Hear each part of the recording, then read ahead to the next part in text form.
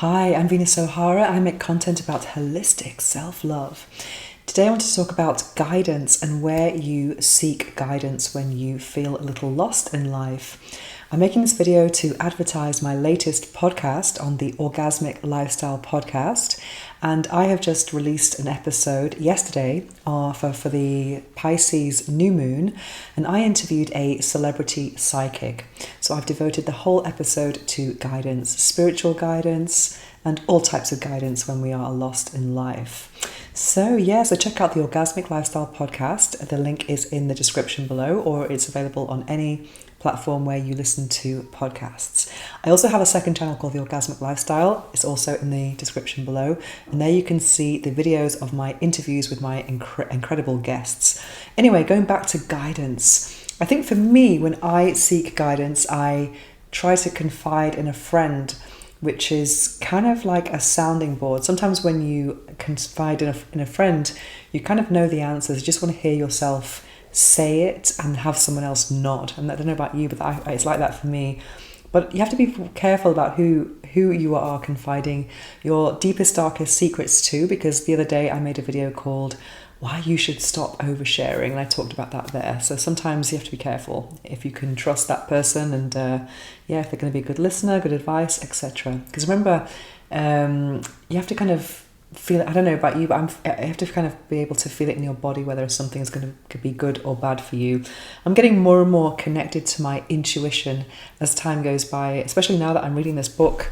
Is it here? I've got a bit of a mess here. I'm reading The Women Who Run with the Wolves, and that talks a lot about connecting with that intuition. We have the logical brain, then we have the gut feelings. So sometimes it's good to know when it's a safe time to actually offload to a friend or not. Another thing another thing you can do if you need guidance in life is consult a professional, for example, a therapist or even a coach. I've talked about therapy on this channel before. I made a video called Why I Stopped Therapy or something like that. And I think therapy can be really good, especially those first few sessions, to get something off your chest to someone who is supposed to be impartial and who's non-judgmental as well. That's a really good thing. But I think it's important to know when to stop and how long it's going to last for.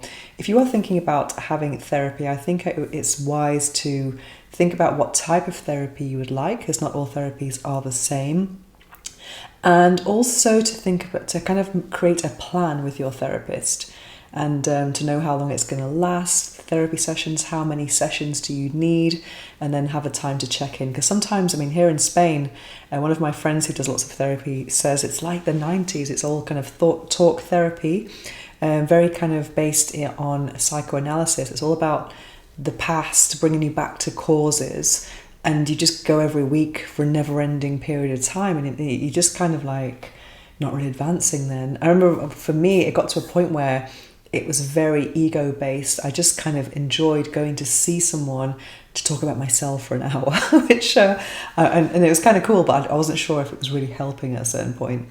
But I actually saw this incredible article on the Daily Mail. I know that's a kind of terrible newspaper to read, but there was an incredible article about the difference or experience of a woman, the different experiences she had with therapy and coaching. For example, coaching can be more, let's say, solution-based and giving you habits and that are going to kind of help you to evolve in life. Whereas therapy seems to be more about cause. That's the therapies I've tried anyway. I'm sure there are different types that I'm not aware of, or that have different approaches. But what was interesting in this article was that this woman was talking about years and years of therapy and not really moving ahead, compared to a couple of kick-ass sessions with a coach, and then just kind of really, evolving and getting over your problems and obstacles. And she also talked about a group therapy for grief, and there was a woman there that, she'd been a widow for 20 years, but that was her primary identity, about, being stuck in this place of suffering without really evolving. So I think sometimes we have to be careful if we are identifying with our problem, our perceived problem. That's really, really important, because at the end of the day, what happens when a new problem comes into your life, you're going to identify with that as well. It comes to a point where you have to process these things and then just get on with life, in my humble opinion. Other things that are kind of fun and a bit more esoteric for guidance, something I love is consulting my tarot cards. For example, you can pull a card and every card could be a yes or a no or a maybe, or it can give you some kind of message. And sometimes that message can depend on whether you're pulling it for something like career oriented or something about your love life or health, different experience, or if it's a person. And there are lots of online resources that I consult when I am doing a tarot reading for myself. For now, I just do an oracle reading every morning. It's a bit of fun, and that's just by doing one card a day. I'm kind of getting to know how tarot works. But of course, these things have to be taken with a bit of a pinch of salt. And it's just a bit of fun. And these are kind of like extensions of your own intuition at the end of the day. That's how I like to see it anyway. Another thing I like to do for fun is use a pendulum. Pendulums can be so much fun. I have a pendulum here. Should I use it? I don't know if I should show you. This is a bit witchy, but it's kind of fun just to kind of, you program it first of all saying, show me my yes, show me my no, and then you start asking questions and then see what happens. But these are just, bits of fun. You don't really take these things too seriously. Yeah. And then what else do I wanted to say? And then let's go into what my podcast episode is about. It's about psychics. I think I've also seen a lot of healers recently in the last year or so, because I've had the opportunity to actually do exchanges with people who do different types of readings, and it's been very, very, very, very insightful for me. For example, other people who know more about tarot than me, they've given me more complete readings, and that's been really fun. And a lot of those things that they've said have come true, but I think that's a common thing about when people's trust in psychics and mediums, that they always say, oh, they couldn't have known that. But then other people who are more skeptical might say that they were reading you, or I don't know, because all the cards can have different meanings.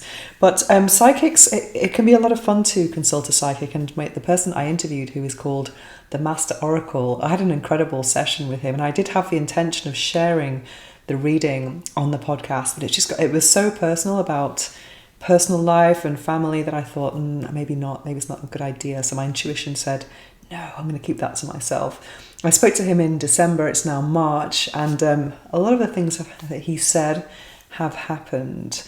So yeah, let's see what else happens anyway. But it was an interesting conversation just to see, how these skills develop, and also what's the difference between a psychic ability and intuition, and how people navigate this in life. I mean, does it make life more easy when you're making decisions? Do people take advantage of you because you're a psychic and they want to get free readings? It's a very interesting conversation nonetheless. Also, this episode on this particular podcast ends with an affirmations meditation for guidance.